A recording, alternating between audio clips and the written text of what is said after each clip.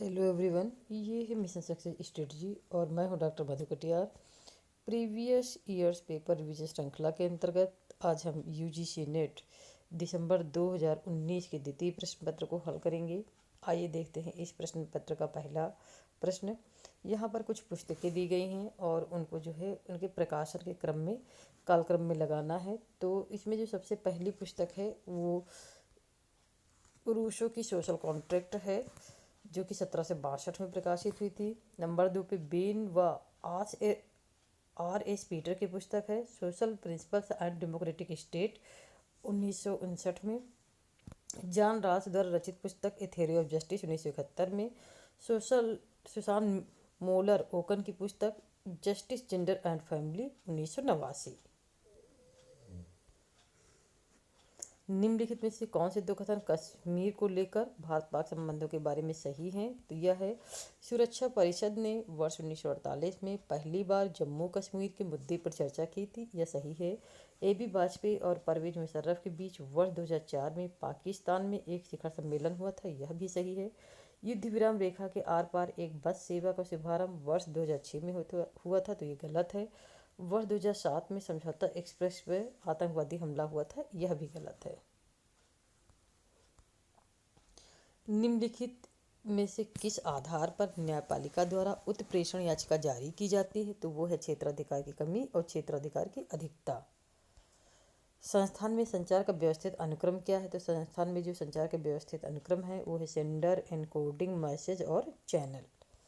राम मनोहर लोहिया किसके विरोधी थे? तो राम मनोहर लोहिया पूंजीवाद और साम्यवाद के विरोधी थे, जबकि समाज और शक्तियों के विकेंद्रीकरण के समर्थक थे। निम्नलिखित में से महिलाओं की समानता संबंधी तर्क है। पहला तर्क ये है कि पुरुषों की तुलना में महिलाओं की निम्नता समाज द्वारा बनाई गई है, जो विधिक रूप से न्यायोचित नहीं है, यह सही है।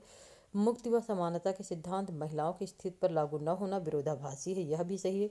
महिलाएं प्राकृतिक रूप से पुरुषों से भिन्न है, यह गलत है। महिला असमानता बनी रही क्योंकि इसको न्यायोचित ठहराया गया था, तो यह भी गलत है। तो A और B आपका सही है। तो आपका जो विकल्प है वो C सही है। G. आलबंट के अनुसार तुलनात्मक रूप से सजातीय संस्कृति में पाया जाता है। तो जो सजातीय संस्कृति पाया जाता है वो विकसित देश में पाया जाता है। राष्ट्रपति की शक्तियों के संबंध में निम्नलिखित में से कौन सा कथन सही है? तो साथियों, वे निर्वाचन आयोग की अनुशंसा पर अनुच्छेद 102 के अंतर्गत किसी संसद सदस्य को आयोग घोषित कर सकते हैं, यह बिल्कुल सही है। कानूनी दृष्टिकोण से मुलायम कानून किसे कहते हैं? तो कानूनी दृष्टिकोण से मुलायम कानून जो है विकास के अधिकार को कहते हैं। कौन सा संवैधानिक प्रावधान ग्राम सभा के गठन से संबंधित है? तो साथियों, ग्राम सभा के गठन से संबंधित जो है आपका 243A है। अर्थशास्त्र का जनक किसे कहा जाता है?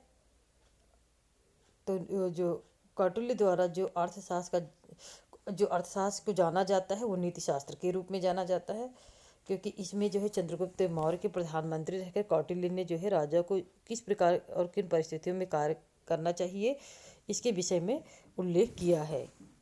निर्णय निर्माण उपागम का क्रम व्यवस्थित कीजिए। तो इसमें सबसे पहले आप आती समस्या की पहचान करते हैं, फिर सूचना की खोज करते हैं, फिर विकल्प की जो है व्याख्या करते हैं, फिर विकल्प का चयन करते हैं। तो इसमें विकल्प D आपका बिल्कुल सही है। नीचे दो अभिकथन दिए गए हैं, जिसमें से एक अभिकथन A है और दूसरे को तर्क R कहा गया है। अभिकथन है, हर्बर्ट साइमन प्रशासन के सिद्धांतों को निरस्त कर दिया है। तो यह जो है बिल्कुल सही है। हर्बर्ट साइमन ने जो है प्रशासन के सिद्धांतों को निरस्त कर दिया था। साइमन ने इन्हें कहावतों की तरह कहा, तो यह भी सही है और जो है RA की सही व्याख्या करता है। यहाँ पे कुछ पुस्तकें हैं और उनके जो है लेखक हैं, तो इनको मिलाना है। तो आइए देखते हैं। तो पहली पुस्तक है Paul H. Appleby, morality and administration in democratic government. John M. Gaus LD, the frontiers of public administration. और W. F. Willoughby, principles of public administration. Dwight Waldo, ideas and issues in public administration. Jayaprakash Narayan को भारत रत्न से कब सम्मानित किया गया था? तो जयप्रकाश नारायण को 1999 में भारत रत्न से सम्मानित किया गया था। निम्नलिखित में से कौन सा युग्म सही ढंग से सुमेलित है? तो आइए देखें। तो पहला है जॉन रॉल्स समतावादी, सही है। प्लेटो जो है आदर्शवादी, यह भी सही है। मेरी वोllस्टोक्रॉफ्ट जो है कम्युनिस्ट नहीं, ये महिलावादी है। ग्रामसी नारीवादी, यह भी गलत है क्योंकि ग्रामसी जो है कम्युनिस्ट है। तो ए और बी सही है और सी और डी गलत, तो विकल्प ए सही है। निम्नलिखित में से कौन से दो कथन चीन की नीति, हवेली एवं 5 अंगुलियों के सिद्धांत के बारे में सही है? तो इसमें भूटान और नेपाल सम्मिलित है, सही है। इसमें अरुणाचल प्रदेश, सिक्किम और लद्दाख सम्मिलित है, तो यह गलत है। इसमें मिजोरम और मणिपुर सम्मिलित है, सॉरी, इसमें जो है अरुणाचल प्रदेश, सिक्किम और लद्दाख सम्मिलित है, यह भी सही है। और इसमें मिजोरम और मणिपुर सम्मिलित है, यह गलत है। इसमें त्रिपुरा और मेघालय सम्मिलित है, यह भी गलत है। तो विकल्प सी आपका बिल्कुल सही है। यहाँ पे सूची ए को सूची 2 से मिलाना है। विमान में किए गए अपराधों व कतिपय अन्य कृत्य संबंधित कन्वेंशन जो टोक्यो में हुआ था, तो ये 1963 में हुआ था। नागर विमानन की सुरक्षा के विरुद्ध विधि विरुद्ध कार्य निरोध संबंधित कन्वेंशन यानी मॉन्ट्रियल 1971 में हुआ था। आतंकवादी गोलाबारी निरोध अंतर्राष्ट्रीय कन्वेंशन 1997। आतंकी वित्त पोषण निरोध संबंधित अंतर्राष्ट्रीय कन्वेंशन 1999। उदारीकरण के सकारात्मक प्रभाव हैं, तो इसका प्रभाव है विदेशी निवेश, बढ़ा हुआ उत्पादन, प्रौद्योगिकी उन्नति, लेकिन बढ़ी हुई बेरोजगारी जो है इसके अंतर्गत नहीं आता है। निम्नलिखित में से कौन सा विकथन गलत है? वैश्वीकरण का तात्पर्य अर्थव्यवस्था का अंतर्राष्ट्रीयकरण है, सही है। वैश्वीकरण बाजार अर्थव्यवस्था पे बल देता है, यह भी सही है। वैश्वीकरण अर्थव्यवस्था की निगरानी के लिए अंतर्राष्ट्रीय संस्थाओं को बढ़ावा देता है, यह भी सही है। वैश्वीकरण संकीर्ण संस्कृति को बढ़ावा देता है, तो यह गलत है।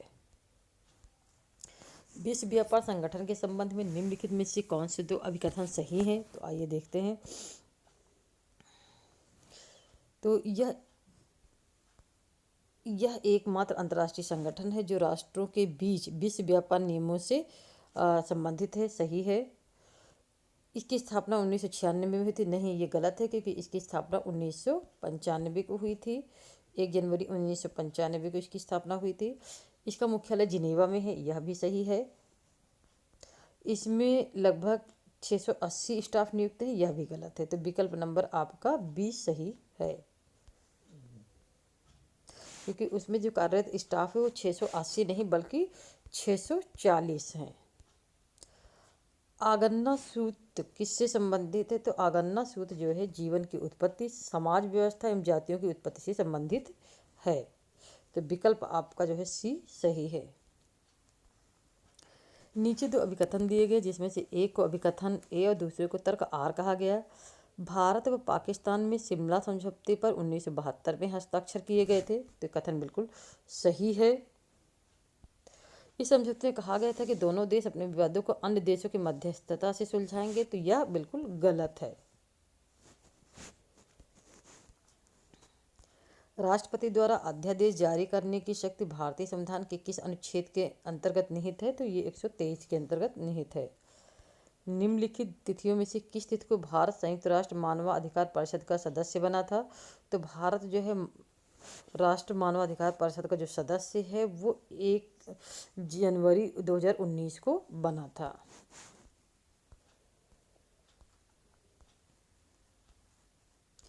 नागरिकता के बहुलवादी सिद्धांत का सर्वोत्तम प्रतिपादक कौन है? तो इसके जो है B.S. टर्नर जो है इसके प्रतिपादक हैं और इनकी महत्वपूर्ण पुस्तक है हैंडबुक ऑफ सिटीजन स्टडीज। निम्नलिखित संस्थाओं संगठनों को कालानुक्रम व्यवस्थित कीजिए। तो सबसे पहले G7 आया 1975 में, फिर G20 आया 1999 में, PIBSA आया है 2003 में, फिर ब्रिक्स डेवलपमेंट आया है 15 जुलाई 2014 को। जो ब्रिक्स डेवलपमेंट बैंक है वो 2014 में स्थापित हुआ था और 2016 से कार्य कर रहा है। राज्यों के गठन को कालानुक्रम व्यवस्थित कीजिए। तो देखिए सबसे पहले जो है गुजरात की स्थापना 1 मई 1907 को हुई थी। सॉरी ये 7 नहीं, ये 1960 होना चाहिए। और सिक्किम की स्थापना 16 मई 1975 को हुई थी, और गोवा 30 मई 1987 को बना था, और तेलंगाना 2 जून 2014 को बना है। वितरणात्मक न्याय मुख्यतः सम्मान या संपदा के वितरण से संबंधित है, तो ये अरस्तू का कथन है।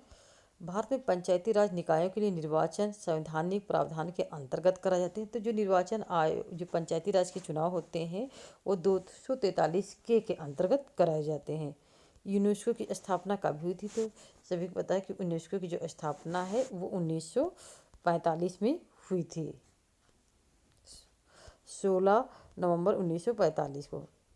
संविधान का 73वां संशोधन पंचायती राज संस्थाओं को निम्नलिखित में से क्या प्रदान करता है? तो वो जो है निम्नलिखित में से उसको एक तो संवैधानिक दर्जा प्रदान करता है, सही है। वित्तीय स्वायत्तता प्रदान करता है, यह भी सही है। और ग्रामीण आबादी के वंचित वर्गों का सशक्तिकरण है, यह भी है। लेकिन विकेंद्रित नियोजन इसके अंतर्गत नहीं आता है। भारतीय संविधान की उद्देशिका के संबंध में निम्नलिखित में से कौन से 2 अभिकथन सही हैं? तो आइए देखते हैं। तो पहला जो अभिकथन है वो ये है कि न्याय सामाजिक, आर्थिक और राजनीतिक, ये बिल्कुल सही है।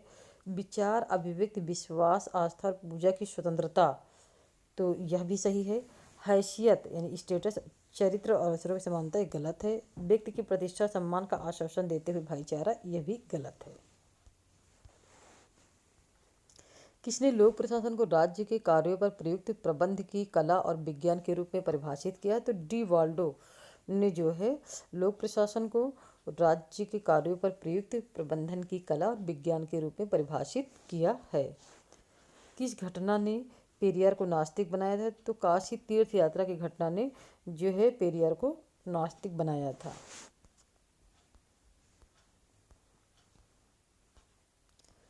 ये देखते हैं यहाँ पे इस सूचियों को, सूची 2 में। तो यहाँ पे कुछ विचारधाराएं हैं, उनसे संबंधित विचारक हैं। तो मनोवैज्ञानिक विचारधारा डेनियल लर्नर की है। मानकवादी विचारधारा महात्मा गांधी की है। संरचनात्मक विचारधारा जी.ए. आमंड की है। तकनीकी विचारधारा डेविड एप्टर की है। आकृति के सिद्धांत थ्योरी ऑफ फॉर्म्स और गुफाओं का रूपक अलगेरी ऑफ केव्स निम्नलिखित में से किससे संबंधित है? तो ये जो है और प्लेटो से संबंधित है। निम्नलिखित अभिकथनों में से कौन से कथन कल्याणकारी राज्य की परिभाषा के बारे में सही है? आइए देखते हैं। यह एक ऐसा राज्य होता है जो अपने नागरिकों को विस्तृत स्तर पर सामाजिक सेवाएं उपलब्ध कराता है, सही है। यह एक और साम्यवाद और दूसरी ओर अनियंत्रित व्यक्तिवाद के बीच समझौता है, यह भी सही है। कल्याणकारी राज्य किसी भी प्रकार के मानवोचित एवं प्रगतिशील समाज के लिए एक आदर्श स्थापित करता है, यह भी सही है। कल्याणकारी राज्य निजी क्षेत्र के उत्प्रेरकों इंसेंटिव्स को हटाए बिना जीवन निर्वाह के न्यूनतम स्तर की गारंटी देता है, यह भी सही है। तो ए, बी, सी, डी चारों विकल्प सही हैं। यहाँ पे जो है कुछ अनुच्छेद है और अनुच्छेदों से संबंधित प्रावधान है, तो आइए देखते हैं। 2 या 2 से अधिक राज्यों के लिए एक उच्च न्यायालय, तो ये आपका 231 में है। कतिपय मामलों को उच्च न्यायालय में हस्तांतरण 228 में है। जिला न्यायाधीशों की नियुक्ति 233 में है। और उच्च न्यायालयों के प्रशासनिक व्यय 229 में है। यहाँ पे कुछ लेखक हैं, उसमें से ये पूछा गया है कि कौन सा लेखक यहाँ पे इटली से संबंधित है, तो आइए देखते हैं। तो यहाँ पे जो है विल्फ्रेड पेरेटो और गेटोनो मोस्का, ये दोनों विचारक जो है इटली से संबंधित हैं। पेरेटो की पुस्तक है द माइंड एंड सोसाइटी 1916, और गुटानो और दूसरी पुस्तक है manual of political economy 1906, the transformation of democracy. Bharat के नियंत्रक व महालेखा परीक्षक निम्नलिखित में से किसके आधार पर मूल्यांकन का अध्ययन करते हैं? तो वो उनके मूल्यांकन का जो आधार होता है वो होता है स्वयं की पहल पर, वित्तीय समिति के अनुरोध पर और व्यवस्थापिका के निर्देश पर। वित्त मंत्रालय के संगठन व विधि विभाग मैथडम डिवीजन के अनुरोध पर, तो ये इसके अंतर्गत नहीं आता है। पुस्तक पॉलिटिकल आर्डर इन चेंजिंग सोसाइटीज किसके द्वारा लिखी गई है? तो ये जो है रचना एसपी हटिंगटन की है। और इसके अतिरिक्त इनकी the clash of civilization, the 3 waves of democratization इनकी रचनाएं हैं। प्राकृतिक एवं परंपरागत असमानता के बीच किसने विभेद किया है? तो प्राकृतिक एवं परंपरागत असमानता के बीच विभेद जो है रूसो ने किया है। यहाँ पे सूची 1 को सूची 2 से मिलाना है। तो देखिए, पश्चिमी अफ्रीकी राष्ट्रों का समुदाय, इसमें राष्ट्रों की संख्या 15 है। दक्षिण अफ्रीकी विकास समुदाय, इसमें 16 है। केंद्रीय अफ्रीकी राष्ट्रों का आर्थिक समुदाय, इसमें 12 संख्या, और पूर्वी अफ्रीकी समुदाय, इसमें 6 सदस्य हैं। Towards a new public administration Minnowbrook पुस्तक के संपादक कौन है? तो इसके जो संपादक हैं वो फ्रैंक मर्नी है, और यह 1971 में प्रकाशित हुए थे।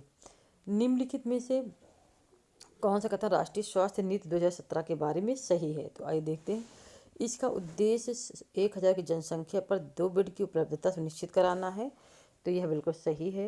यह समस्त सार्वजनिक अस्पतालों में मुफ्त दवाइयाँ, मुफ्त निदान एवं मुफ्त आपात सेवाओं को प्रस्तावित करता है। यह भी सही है। 2025 तक राष्ट्रीय एवं उपराष्ट्रीय स्तर पर समग्र जनन क्षमता दर को कम कर 2.1 पर लाना। तो यह भी सही है। नीचे 2 अभिकथन दिए गए, जिसमें से एक अभिकथन इन दूसरे को तर्क कहा गया है। संयुक्त राष्ट्र की स्थापना 24 अक्टूबर 1945 को हुई थी। तो यह कथन बिल्कुल सही है। कारण क्या है कि इसका मुख्य उद्देश्य विश्व शांति एवं सुरक्षा बनाए रखना है। तो कारण भी सही है और उसकी सही व्याख्या है। संस्कृतिकरण शब्द की रचना किसने की थी? तो संस्कृतिकरण शब्द की जो रचना है M.N. श्रीनिवास ने की थी। निम्नलिखित में से कौन से 2 अभिकथन विकास के अधिकार के संबंध में सही है? तो इसमें सही देखते हैं। विकास के अधिकार के घोषणा पर वर्ष 1986 में साधारण सभा में अंगीकार किया गया था। तो यह बिल्कुल सही है। यह अनित्य संक्राम्य मानवाधिकार है। यह भी सही है। देखते हैं अगला प्रश्न। साथियों, इसमें पूछा गया है कि इस निम्नलिखित में से कौन सा कथन सही नहीं है? राष्ट्र एक मनोवैज्ञानिक अवधारणा है। सही है। राज्य एक कानूनी अवधारणा। यह भी सही है। राष्ट्रवाद राष्ट्र के लिए योगदान। यह भी सही। राज्य और राष्ट्र समानार्थी शब्द हैं। यह गलत है, क्योंकि राज्य और राष्ट्र समानार्थी शब्द नहीं हैं। यूएन की इन संस्थाओं को कालानुक्रम के रूप में व्यवस्थित कीजिए। तो सबसे पहले आई है international bank for reconstruction and development, फिर आई है इंटरनेशनल फाइनेंशियल कॉरपोरेशन, फिर है आपका इंटरनेशनल डेवलपमेंट एसोसिएशन, और फिर है मल्टीलेटरल इन्वेस्टमेंट गारंटी एजेंसी। तो आपका विकल्प बी बिल्कुल सही है। निम्नलिखित को कालानुक्रम के अनुसार व्यवस्थित कीजिए। देखिए, सबसे पहले क्या हुआ था? तो सबसे पहले आपका हुआ था जलियांवाला बाग नरसंहार। उसके बाद जो है हंटर कमेटी इसी के नरसंहार के लिए जो है नियुक्त की गई थी। फिर होता है चौरी चौरा कांड, फिर होती है, उसके बाद आती है स्वराज पार्टी। तो इसमें ABCD बिल्कुल सही है।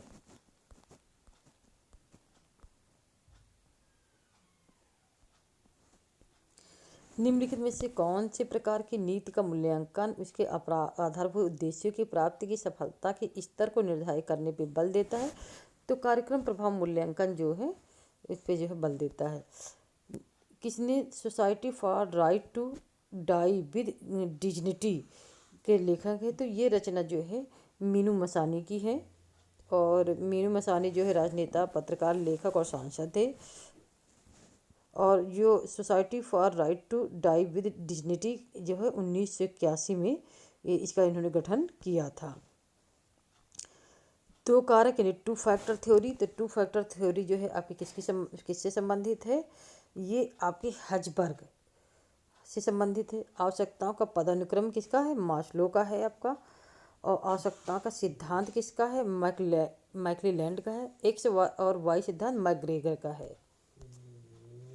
गांधी द्वारा स्थापित आश्रम संस्थानों को कालक्रम में लगाई। तो सबसे देखिए, उन्होंने फिनिक्स सेटलमेंट 1904 में, टॉलस्टॉय फार्म 1910 में, कोचराव आश्रम 1915 में, सेवाग्राम 1936 में स्थापना की थी। निम्नलिखित में से कौन कबीर से संबंधित नहीं है? तो देखिए, बेगमपुरा जो है ये इनसे संबंधित नहीं है। क्योटो प्रोटोकॉल कब लागू हुआ? तो क्योटो प्रोटोकॉल जो है वर्ष 2005 से लागू हुआ है। निम्नलिखित को आरोही क्रम में कालानुक्रम में व्यवस्थित कीजिए। तो देखिए, सबसे पहले क्या आया है? शिक्षा का अधिकार अधिनियम 2009, उपभोक्ता संरक्षण अधिनियम 1986, इसमें 2019 में संशोधन हुआ है। खाद्य सुरक्षा अधिनियम 2013 में आया। भ्रष्टाचार निवारण संशोधन अधिनियम 1988 में, इसमें 2013 में संशोधन हुआ है। नौ लोक प्रशासन के प्रबंधन के निम्नलिखित में से कौन से विषय हैं? तो इसमें विषय पहला है निजी क्षेत्र के तौर तरीकों को अंगीकार करना, संशोधित रिपोर्टिंग और निगरानी करना, निष्पादन लक्ष्य, ये तीनों सम्मिलित हैं। सार्वजनिक क्षेत्र के तौर तरीकों को अंगीकार करना इसके अंतर्गत नहीं है। किसने नेतृत्व को अधीनस्थों को लगन और विश्वास के साथ कार्य करने के लिए प्रेरित करने की प्रबंध की योजना के रूप में परिभाषित किया है? तो कुंटज और ओडेनल ने जो है इसे परिभाषित किया है। निम्नलिखित में से कौन सा मेरी वोस्टोनक्रॉफ्ट द्वारा लिखित पुस्तक का शीर्षक है? तो जो इनकी पुस्तक है the vindication of the rights of women with structures on political and moral subjects, ये जो है मेरी वाल स्टोन क्राफ्ट द्वारा रचित पुस्तक है और ये नारीवादी समर्थक हैं या विचारक हैं। निम्नलिखित में से कौन स्वेच्छातंत्रवाद का समर्थक है? तो इसमें पूछा गया है कि कौन समर्थक नहीं है, तो इसमें रॉबर्ट हल समर्थक नहीं है, जबकि रॉबर्ट नाजी, फ्रीडमैन और हेयक, ये तीनों जो है स्वेच्छातंत्रवाद के समर्थक हैं। पुस्तक नेशन एंड नेशनलिज्म के लेखक कौन है? तो नेशन और जो नेशनलिज्म पुस्तक है ये अर्नेस्ट गेलेनर की पुस्तक है और 1983 में ये पब्लिश हुई थी। अंतर्राष्ट्रीय श्रम संगठन किस वर्ष में संयुक्त राष्ट्र संघ की विशिष्ट एजेंसी बना है? तो ये 1946 में इसकी एजेंसी बना है। कथन और कारण दिए गए हैं और आइए देखते हैं कथन और कारण में क्या है। अरस्तु ऐसे प्रथम विचारक थे जिन्होंने आगमनात्मक पद्धति को अपनाया, लेकिन वह आकस्मिक थी। तो यह कथन सही है। मैकियावेली के मामले में आगमनात्मक पद्धति का प्रयोग जानबूझकर किया गया था और दो कारण भी सही है, लेकिन व्याख्या इसकी सही नहीं है।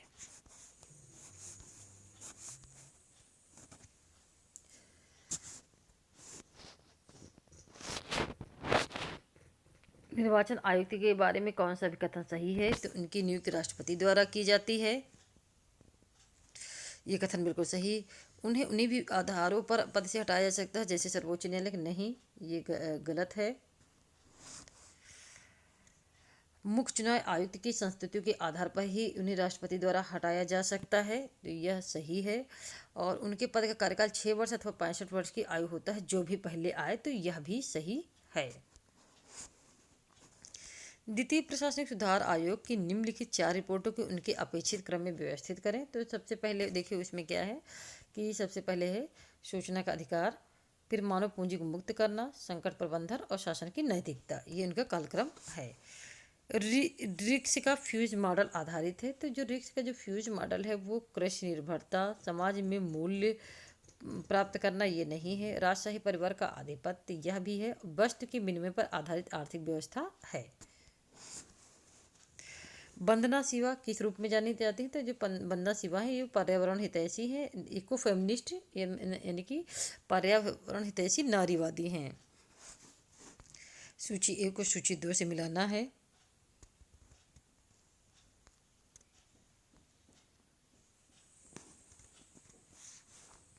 पूर्ण वीटो क्या है? जब दोनों सदनों द्वारा पारित विधेयक को नहीं कहने की शक्ति पूर्ण वीटो है। सशर्त वीटो, यदि सदनों द्वारा विधेयक को पुनः पारित किया जाता है तो राष्ट्रपति अनुमोदन नहीं रोक सकते हैं। निलंबित वीटो, जब विधेयक को पुनर्विचार के लिए लौटाया जाता है। पॉकेट वीटो, राष्ट्रपति बिना किसी समय सीमा की अनुमति दे सकते हैं अथवा अस्वीकार कर सकते हैं। निम्नलिखित में से कौन सा कार्य राजनीतिक दलों का नहीं है? तो देखिए समाजीकरण में भर्ती है, हितों की अभिव्यक्ति है, हितों का समूह है, लेकिन नियम अधिनिर्णय जो है ये राजनीतिक दलों का कार्य है, जबकि राजनीतिक दलों का कार्य नियम अधिनिर्णय नहीं है। अगस्त काम्टे के अनुसार प्रेक्षण, प्रयोग व तुलना मुख्य विधियां हैं, तो यह बिल्कुल सही है। और ब्लंट से के अनुसार दार्शनिक व ऐतिहासिक विधियां सही विधियां होती हैं, तो यह भी सही है। समकालीन समय में बहुत कम विचारक व्यवहारवादी व आगमनात्मक विधियों का उपयोग करते हैं, तो यह गलत है। जॉन रॉल्स से निगमनात्मक और मताग्रही विधियों का उपयोग किया था, तो यह भी गलत है। तो विकल्प ए और बी आपके सही हैं। आगमनात्मक विधि को अंगीकार किए जाने से संबंधित निम्नलिखित में से कौन से दो विकल्प सही हैं? तो देखिए, जो आगमन पद्धति थी उसका किसने किसने प्रयोग किया था? एक तो मैकियावेली ने प्रयोग किया था, थॉमस एक्विनास ने प्रयोग किया था और हाब्स ने प्रयोग किया, लेकिन प्लेटो की जो पद्धति थी वो निगमनात्मक थी।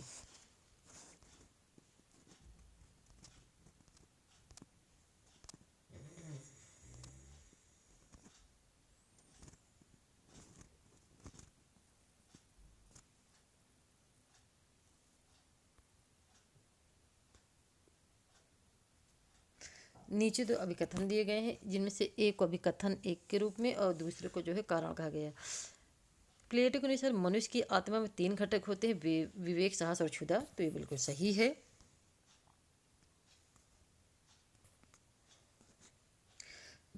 राज्य व्यक्ति का विराट रूप है।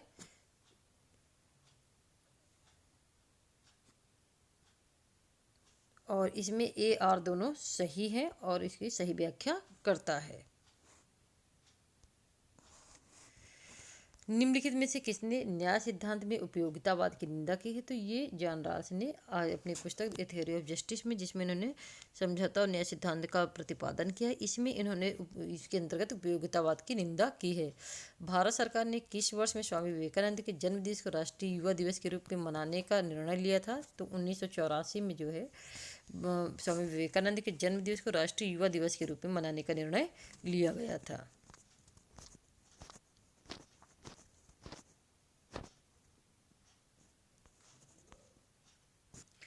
निम्नलिखित में से कौन से दो कथन सही हैं? तो पहला है, प्लेटो ने अधिकारों की तुलना में कर्तव्यों पर अधिक बल दिया है, यह सही है। उसका आदर्श राज्य केवल एक विचार था, ना कि वास्तविकता, तो यह भी सही था। वह नारीवादी नहीं था, तो यह गलत है। उसने वर्ग राज्य की बात कही, तो यह भी गलत है। तो विकल्प ए और बी बिल्कुल सही है।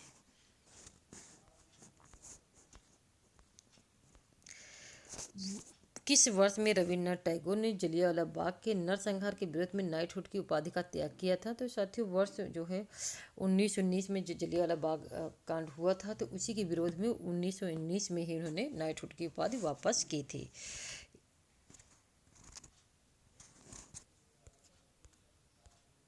सूची 1 को सूची 2 से यहाँ पे मिलान करना है।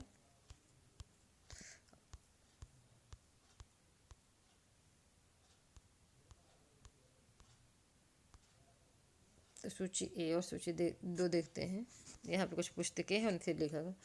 तो Jayaprakash Narayan, why socialism, Ram Manohar Lohia, salt taxation in India, Mohammad Iqbal, the reconstruction of realism, religious thoughts in Islam, और बर्नी की है फतवाएं जहादारी।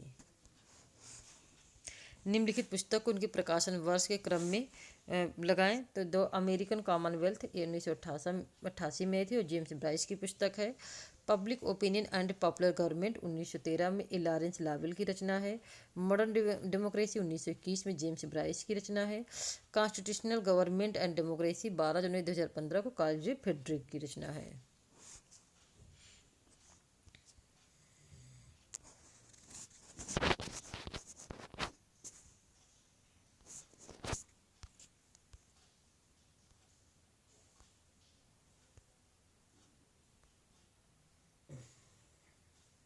सूची ए को सूची 2 से फिर से मिलाना है, तो आइए देखते हैं। मार्क्स का 20 संबंधन सिद्धांत, तो ये इकोनॉमी एंड फिलोसफी मैन्युस्क्रिप्ट 1944 में ये दिया गया है। 20 संबंधन के विषयीकरण जॉर्ज ल्यूकास से संबंधित है। 20 संबंधन के समकालीन सिद्धांत एरिक फ्राम से संबंधित है। एक आयामी व्यक्ति विकसित औद्योगिक समाज की विचारधारा पर अध्ययन हर्बर्ट मार्क्यूजी का विचार है। पुस्तक एस्पेक्ट ऑफ पॉलिटिकल डेवलपमेंट किसके द्वारा लिखी गई? तो ये एस्पेक्ट ऑफ पॉलिटिकल डेवलपमेंट जो एस्पेक्ट, ये लुसियन पाई की रचना है और इसी में उन्होंने क्षमता और विभेदीकरण की बात कही थी। इसमें कुछ रचनाएं हैं और इनसे संबंधित लेखक हैं। तो Mary Wollstonecraft, vindication of the rights of women, ये इनकी रचना है। Gramsci, the present notes book है। Front final, the rest of the earth, John Rawls, political liberalism. किसने कहा था किसी भी राज्य को उसके द्वारा प्रदान किए जाने वाले अधिकारों से जाना जाता है? तो ये प्रयुक्त कथन लास्की का है। पुस्तक स्केप फ्रॉम फ्रीडम के लेखक हैं, तो ये एरिक फ्रॉम की रचना है, स्केप फ्रॉम फ्रीडम।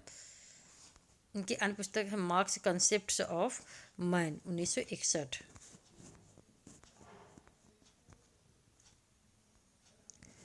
निम्नलिखित स्वतंत्रताओं में से किसका उल्लेख रूजवेल्ट ने नहीं किया था? तो उन्होंने शोषण के विरुद्ध स्वतंत्रता का उल्लेख नहीं किया था, जबकि वाक स्वतंत्रता, उपासना स्वतंत्रता और भय स्वतंत्रता का उल्लेख उन्होंने किया था। लोक नीति की सार्थकता के बारे में निम्नलिखित कथनों में से कौन सा सही है? तो इसमें सही है आपका, लोक नीति सामाजिक आर्थिक विकास में सहायक है, सही है। लोक नीति राष्ट्रीय एकता व अखंडता को बनाए रखने में सहायक है, तो यह भी सही है। इसका मुख्य उद्देश्य व्यक्तिगत हितों की सेवा व सार्वजनिक समस्याओं का समाधान है, तो यह गलत है। लोक नीति का उद्देश्य समाज को उसकी बेहतरी के लिए संगठित करना, तो यह भी सही। तो विकल्प सी आपका बिल्कुल सही है। निम्नलिखित में से राष्ट्रीय जल नीति 2012 की प्रमुख विशेषताएं कौन सी है? जल विनियमन प्राधिकरण की स्थापना, सही है। जल पुनर्चक्रण और पुनर्उपयोग को प्रोत्साहित करना, यह भी सही है। जल संसाधन की परियोजनाओं के रखरखाव में सामुदायिक भागीदारी, यह भी सही है। जल उपयोगकर्ता एसोसिएशन को वैधानिक शक्तियां प्रदान की जानी, तो यह भी सही है।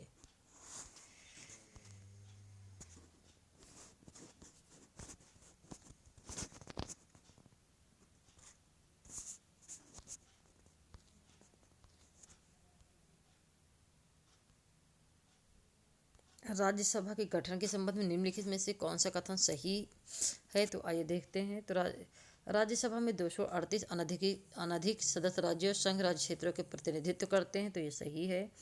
राज्यसभा में पुडुचेरी के प्रतिनिधि निर्वाचित होते हैं, तो यह भी सही है। संविधान की तीसरी अनुसूची राज्यसभा में राज्यों को सीटों के आवंटन से संबंधित है, तो यह गलत है। कि और जो है संविधान की चौथी अनुसूची राज्यसभा में राज्यों को सीटों के आवंटन से संबंधित है, तो यह सही है।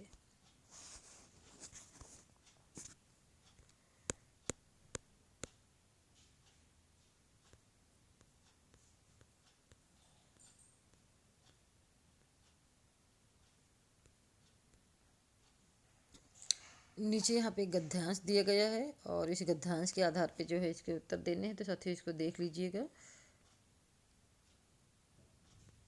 देखिए प्रश्न नंबर कितने से 1 से 95 और इधर 96 से 100, तो ये गद्यांश से संबंधित, इसे आप देख लीजिएगा। तो ये वीडियो हमारा साथियों कैसा लगा हमें ज़रूर बताएं। वीडियो को लाइक कीजिए, शेयर कीजिए, कमेंट्स कीजिए और हमारे चैनल को सब्सक्राइब कीजिए। धन्यवाद।